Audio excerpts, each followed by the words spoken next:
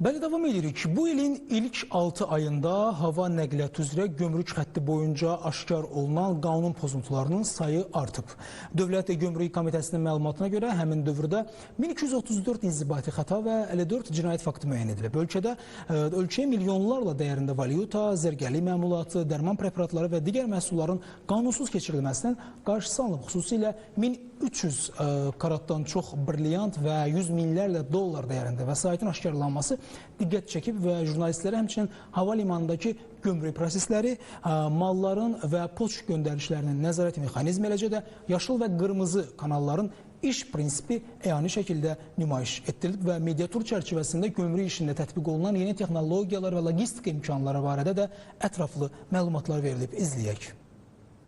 Gömrük yoxlamaları nəticəsində bu ilin ilk 6 ayında 1234 inzibati xəta, 54 cinayət faktı müəyyən edilib. Bunu media nümayəndələrinin hava nəqliyyatında Baş Gömrük İdarəsinə mediaturu zamanı xidmətin təşkili şöbəsinin rəisi Elçən Səfərli dedi. Onun sözlərinə görə dövr ərzində ölkəyə 261.412 ABŞ dolları, 21.728 avro və 100.000 funt sterling pul vəsaitlərinin qeyri-legal yolla keçirilməsinin, eyni zamanda 145 qutu güclü təsir edici dərman, 1520 konvolut dərman preparatı, 11520 ədəd siqaret, 17 kiloqram balıq kürüsü, 1185 ədəd mobil telefonun ölkəyə keçirilməsinin qarşısı alınıb. Zərgərlik məmulatları üzrə isə 1337 karat brilyant, 1544 qram qızılın ölkəyə qeyri-legal yolla keçirilməsi faktı aşkarlanıb. Bundan başqa bir fakt üzrə 153 qram kokain narkotik vasitə aşkar olunub. Daha sonra media nümayəndələri Heydər Əliyev Beynəlxalq Hava Limanında gömrük işinin təşkilini əyani şəkildə izlədilər. Bakı Kargo Terminalında mallar üzərində gömrük nəzarətinin və rəsmiləşdirilmə proseslərinin təşkili, həmçinin poçt göndərişləri vasitəsilə daşınan bağlamaların gömrük nəzarətindən keçirilməsi ilə bağlı məlumat verildi.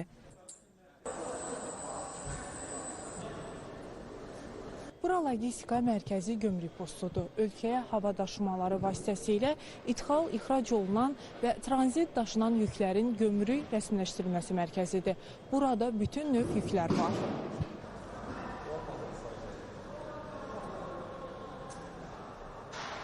Gömrük rəsmiləşdirilməsi ümumilikdə risk əsaslı Araz sistemi tərəfindən analiz vasitəsilə həyata keçirilir. Araz sistemi həmin yüklərin gömrük yoxlanılmasına, cəlb olmasına indikator vasitəsilə məlumat verir və gömrük yoxlanılması həyata keçirildikdə gömrük qanunvericiliyində mallar uyğunluq təşkil edirsə, gömrük buraxılışı təmin olunur. Gömrük buraxılışı uyğun deyilsə, müvafiq olaraq protokol əsasında Əməliyyat Təhqiqat İdarəsinə hüquqi qiymət verilmək üçün təhvil verilir. Ümumilikdə sutka ərzində ixal yükləri 80 ton, ixrac yükləri 5 ton, ortalama yəni deyirəm sizə. Bir də tranzit transfer yüklər 600 ton sutka ərzində emal olunur. Yəni gömrük rəsmiləşdirilməsindən keçirilir. Yüklərin yoxlanılmasına kinoloji mərkəzin xidməti itləri də cəlb edilib.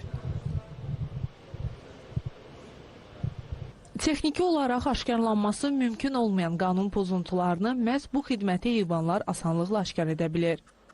Hava nəqliyyatı Baş Gömrük İdarəsinin logistika mərkəzinin gömrük postunun rəisi Rövşən Mahmudzadə jurnalistlərə həmçinin müsahibəsində bildirdi ki, gün ərzində orta hesabla 20-25 min bağlama gömrük nəzarətindən keçirilir. Araz sistemi vasitəsilə poçt bağlamalara gömrük nəzarəti həyata keçirilməkdədir. Həmin bağlamalara gömrük nəzarəti və gömrük yoxlaması həyata keçirilir. Gömrük yoxlaması risk əsaslı sistem vasitəsilə həyata keçirilir. Daşıyıcı şirkətlər tərəfindən həmin bağlamalar gömrük yoxlamasına təqdim olunur. Gömrük yoxlamasında əsasən aşkarladığımız faktlar səhv bəyan etmələrdir. Yəni vətəndaşlar tərəfindən gömrük dəyərinin səhv bəyan edilməsidir, malların saylarının göstərilməməsidir.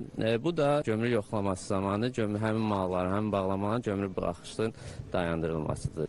Sonda media nümayəndələri Terminal 1 gömrük postunda şəxslərin sərhəd keçmə proseslərini, əl yükü və bagajlara tətbiq olunan gömrük nəzarəti tədbirlərini, yaşıl kanal, qırmızı kanal buraxılış sistemlərinin iş prinsipini və rəsmiləşdirmə əməliyyatlarını əyani şəkildə izlədilər. Yaşıl kanal buraxılış sistemi malların şifahi şəkildə bəyan edilməsi üçün nəzərdə tutulmuşdur.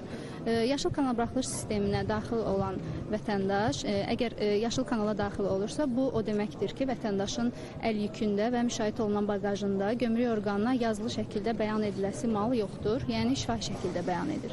Qırmızı kanal buraxılış sistemi isə malların yazılı şəkildə, yəni bəyannamə təqdim etməklə istifadə olunan buraxılış sistemidir. Yaşıl kanala daxil olmuş vətəndaşlar Gömrük Məcəlləsinin 304.2-ci maddəsinə əsasən gömrük əməkdaşları tərəfindən gömrük yoxlamasına cəlb edilə bilərlər.